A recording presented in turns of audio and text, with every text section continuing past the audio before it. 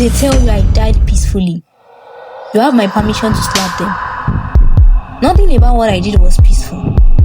I stole what should have never been touched. Money and beauty. And now, the mirror won't stop watching my daughter. But before it finds her, let me tell you how I burned first. Vivian. The day the money showed up, I didn't ask questions.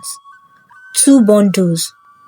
500,000 naira in fresh notes. Crisp, stacked, like they were printed just for me. I was sitting at my dining table, right next to a mirror. A mirror I don't remember buying. The fan above was spinning, but I was sweating heavily. NEPA had taken light again. The generator was coughing like an old man. I was wearing my faded Ankara, the same one from Tunde's burial. Not because I liked it, but because when you stop buying new clothes, old ones become a uniform. My fingers touched the money first. It was cold, crisp, real. Then my eyes moved to the mirror. It wasn't big, just small, like the one I used to carry in my bags. Back when makeup still meant something, its bronze edges dull with dust. But the center was perfect. The mirror looked like it was holding its breath. I laughed. Maybe, just maybe, God had remembered me. You have tried, Vivian. Go and enjoy the soft life before death comes knocking. And honestly, was it a crime to age well? But then, night came. And Zara forgot her own birthday. She was standing in front of the fridge, chewing bread slowly when I reminded her. I said, "Happy birthday, my darling. My God protects you and open doors." She blinked, confused. "Birthday?" she asked. I smiled. "Zara, today is the 8th. But she frowned. "No, mommy. My birthday is in June." We stared at each other. She walked away, left the bread on the table, and I just stood there. That was the mirror's first theft. Let me backtrack a bit. I am a 67-year-old widow. My husband, Tunde, died 7 years ago from a stroke. He collapsed without warning beside the washing machine. I didn't cry as I was too busy thinking about the cost of his burial. That is the kind of life I have lived. I have one daughter, Zara. My last born. My only child, to be honest. The one I carried in my 40s when they said my womb had turned to stone. She came out with her skin like ripe pawpaw.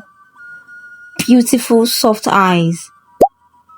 Fingers long like those fine girls they use in wedding posters. Zara is the one people greet first when we are walking together.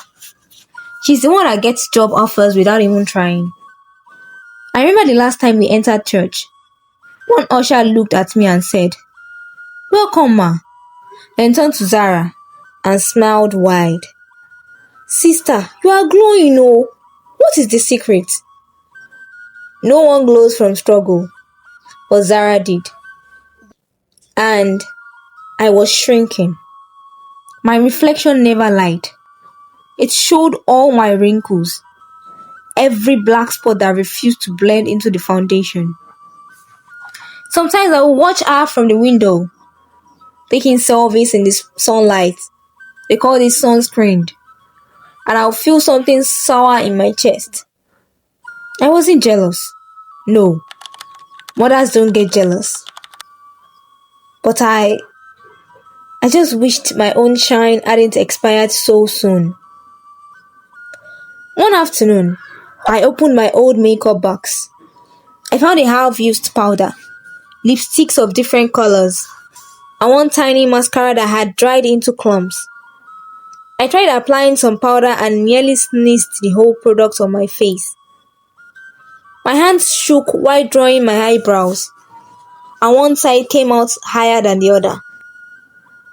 I sat on the bed and looked at myself in the mirror. When did I become this way? Non-beautiful. And then the whispers started.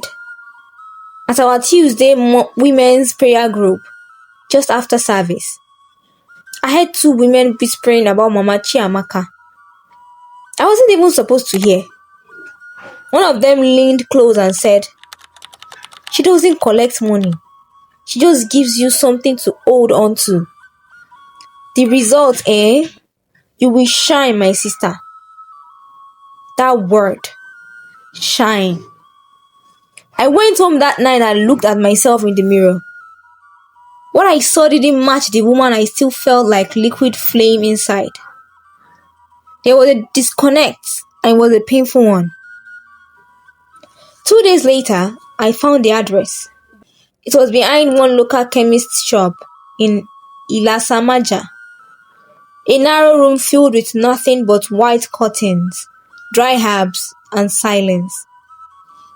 Machi Amaka sat in a chair, her eyes half closed, like she already knew what I came for. "You want to be admired again," she said without greeting me. I nodded. "Yes, ma." She handed me a wrapped object. "Don't open it in public. Use it at night, when your house is very quiet. Say what you want, but say it clearly. The mirror doesn't give. It finds where to take from." I asked about payment. She shook her head. "You carry payment in your very bones." That night, when Zara was asleep, I locked my room door, sat on the floor, and unwrapped the mirror eagerly like a child who was given sweets. My hands were shaking. I wanted to feel full again. Not too young, but enough. I hadn't even bought new perfume in 5 years because of money. Even my neighbors had stopped gossiping about me. I had become wallpaper in my own life. I held the mirror. It felt warm, like a plate that had just carried hot food. I looked at myself. My reflection looked tired, but this was me. Then I whispered, "I want to shine again." That was all. I wrapped it back and slept. When I woke up, I found the money, and my face had changed overnight. My complexion glowed with unnatural vitality. My laugh lines had softened. Even the dark spots on my arms were lighter. I ran to the mirror by the corridor and looked again. My lips fell open in wordless shock. I opened my wardrobe and stared at my old wrappers, confused. Nothing fit how I felt anymore. I picked one yellow scarf and tied it. Even that looked different on my head. I stared at myself for almost 10 minutes, smiling, frowning, smiling again. The mirror didn't just make me young, it made someone else older. I didn't know it yet, but I had started exchanging my daughter piece by piece. The mirror had only just begun to feed. I began buying lace I once mocked, the ones I used to look down on during Owambe parties, calling them a waste of money. Today, I was wearing a gold lace with small sparkles that caught the light like fireflies. They had full sleeves and double lining. Sewn 45,000 naira per piece. I started ordering jollof with goat meat from that place beside Wealth Warriors Bank. I used to criticize their signboard and mutter, "God will judge these people." Now I would mindlessly tap my phone screen and say, "Had extra pomo and shaki abeg." I ate like rich women do, without looking at total price. That is when Zara began holding her chest like she was trying to keep her heart from escaping. At first, I told myself she was stressed. Lagos stress is a no respecter of beauty. And maybe she was heartbroken. Who knows? She barely talked these days. One afternoon, she walked into the kitchen, opened the tap, and asked me, "Mommy, how do you know when water is wet?" I laughed. "What are you saying, Zara?" Then she walked out without saying anything and left it flowing. Even though I laughed, I knew something was wrong. Maybe it is just typhoid. She needs rest. I muttered under my breath, my hand on the pot of rice. I called the pharmacist to send multivitamins and drugs for her. But deep down, I knew. Prior to the 500,000 naira coming in, Zara's bank app stopped opening. She told me Glit's bank was messing up. But when she tried to check her balance in person, the cashier looked at her like she was mad. "Madam, this account is dormant," she said. I convinced myself I deserved what I had. I was a mother. I had suffered. Zara had youth. She would bounce back.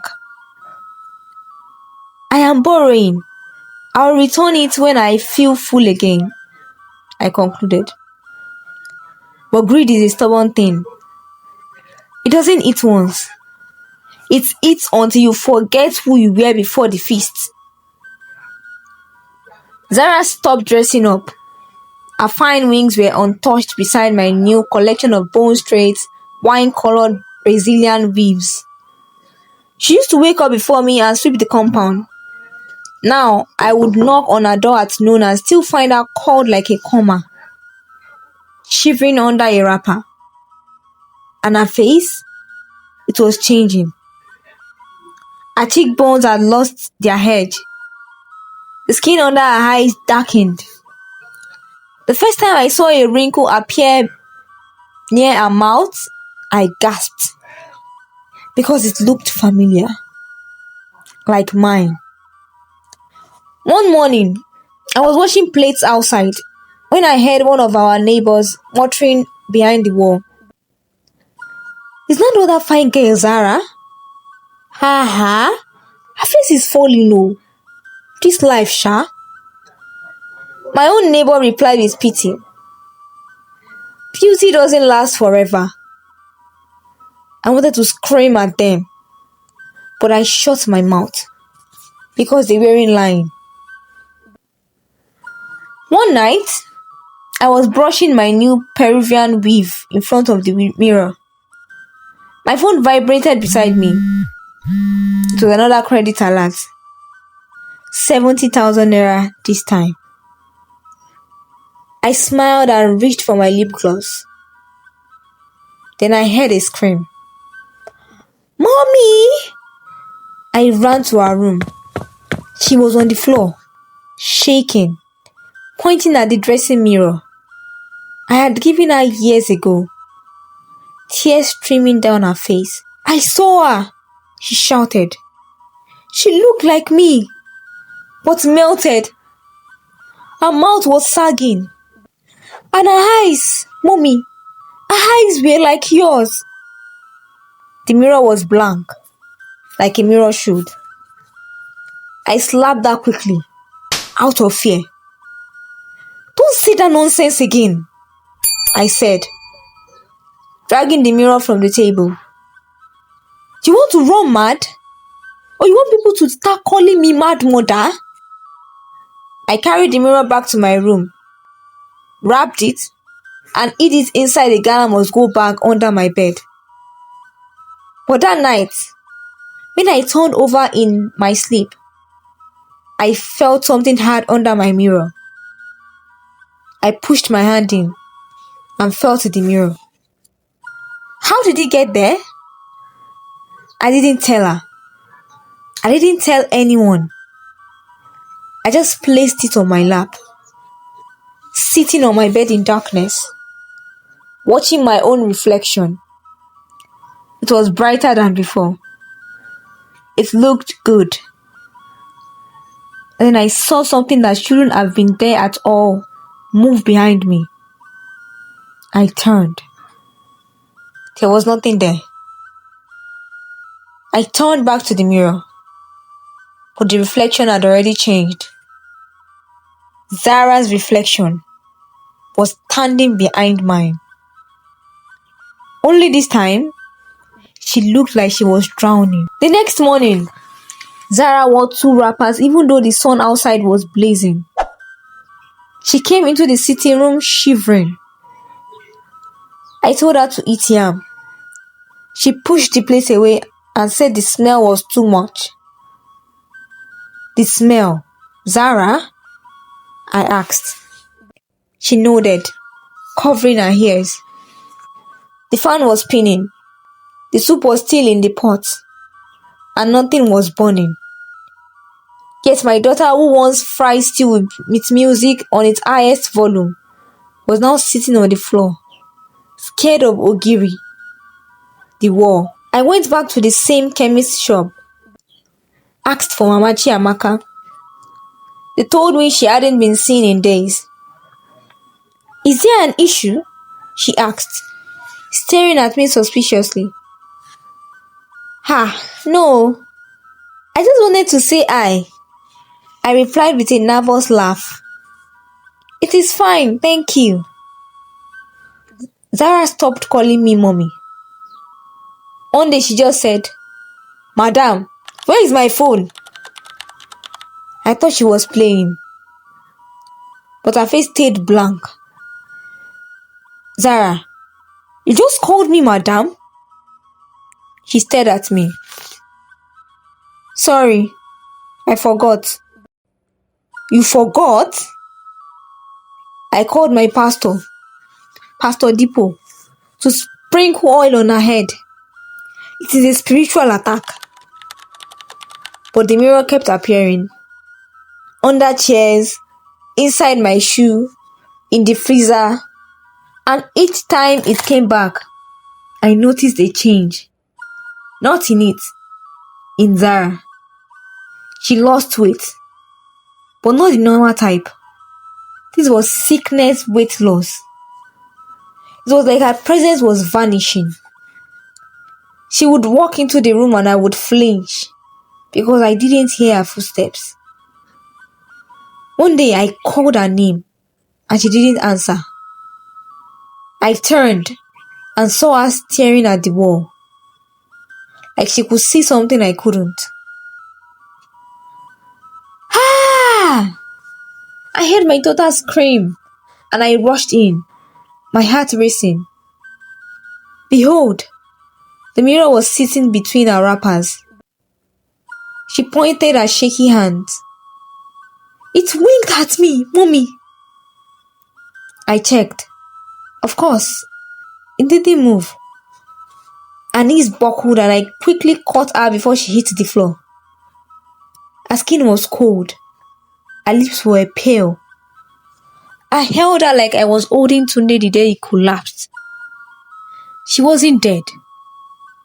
She just looked at me, her eyes wide, and whispered, Please, if I have offended you, I am sorry, Mommy. I swallowed, my heart racing more. Zara, you have done nothing to me. But in my spirit, I felt it. That mirror wasn't hungry anymore. It was attached to her now. I tried to return the money. I swear I did. I wrapped the bundles in black nylon, the same way market women wrap meat when the rain is falling. And I took a bike to the Third Mainland Bridge. It was raining heavily that day.